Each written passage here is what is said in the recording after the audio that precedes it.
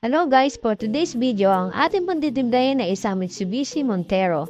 Kulay niya ay Black Pearl. Kaya ito na pang ating inihintay. Timplayan na natin yan. Gagamit ka lang po ako dito ng mga pangulay ko na Super Jet Black, High Sparkle Mica White, Chromatown Mica Green at Blemish Copper at Transparent White.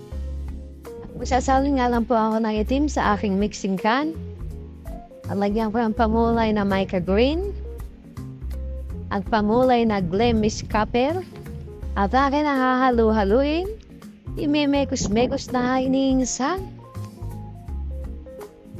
Ay dagdag po ako ng mica green dyan at Blemish Copper kasi medyo kulang pa ang ating metallic, kulang pa ang pearl.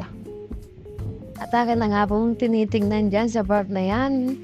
Medyo nakukulangan po ako, kaya magdadagdag po tayo ng mga pagmulay ng mica green.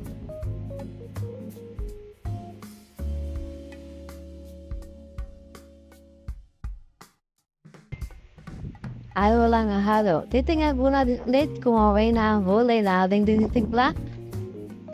Iyan. Sana malinaw pa ang mata. Mukhang nadudulig na si Insan. At ato na hapong pupuin, ay dagdag lang tayo ng Super Jet Black, mica green. Yan, madaming mica green. Mica green ang mica green. Halo lang halo, Insan. Go, bilis magkaroon ng isa. Yan, pinatak lang ng Insan. Nahihirapan ko siyang tumingin. Sinadudulig na. Kaya ipinatak niya na. Ay dagdag ulit si Insan ng mica green. At ay yung tingnan ang tinitimpla ng Insan.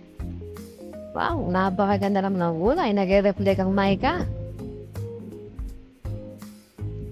Itaganda po ang mga pearl niya. Yung pearl na mica green.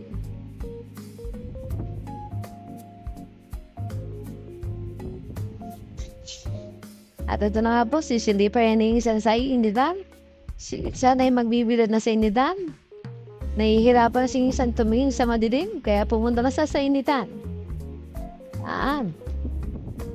Di ba okay na yung kulay ni Insan?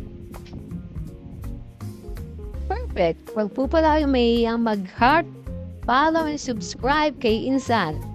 At isasarado na nga ni Insan. Thank you for watching.